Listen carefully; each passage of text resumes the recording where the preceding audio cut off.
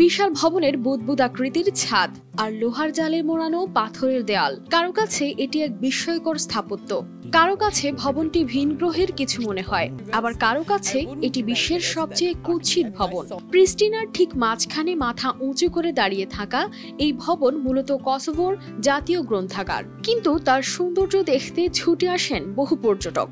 কেউ এর স্থাপত্য শৈলী দেখে মুগ্ধ হন, আবার কারো কাছে এটি এক ধাঁধার মতো। শুরু থেকেই এই ভবনটি বরাবরই আলোচনার কেন্দ্রবিন্দুতে, কিন্তু কেন?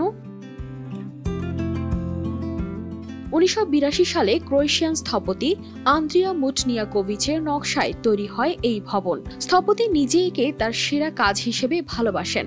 তার মতে ভবনটি 40 বছর পরও নতুনের মতোই সুন্দরভাবে সংরক্ষিত রয়েছে। তবে বিতর্ক শুরু হয় 2009 সালে, যখন একটি ওয়েবসাইট এটিকে বিশ্বের সবচেয়ে কুৎসিত ভবন বলে উল্লেখ করে। মজার ব্যাপার হলো, এই সমালোচনা ভবনটির জনপ্রিয়তা বাড়িয়ে দেয়। এর স্থপতি মনে করেন এই সমালোচনা ভবনটিকে আন্তর্জাতিক পর্যায়ে পরিচিত করতে সাহায্য করেছে।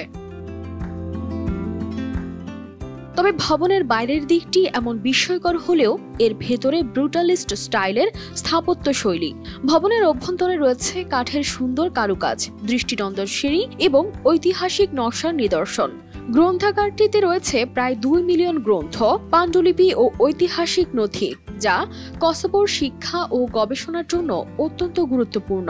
এটি কেবল একটি জ্ঞান কেন্দ্র নয়, বরং একটি সাংস্কৃতিক উত্তরাধিকার।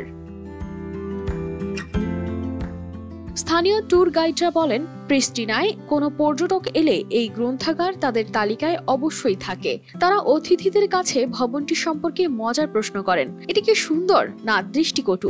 পর্যটকরা ভবনের ধূসর রং এবং কংক্রিটের ব্যবহার নিয়ে মিশ্র প্রতিক্রিয়া ব্যক্ত করেন।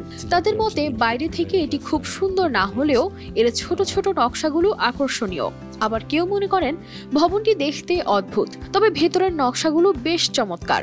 এই গ্রন্থাগারটি শুধু কসোভোর সাংস্কৃতিক গর্বই নয়, এটি বিতর্ক, সমালোচনা এবং প্রশংসার এক অনন্য মিশ্রণ। কানিস ফাতেমা শিমু, RTV।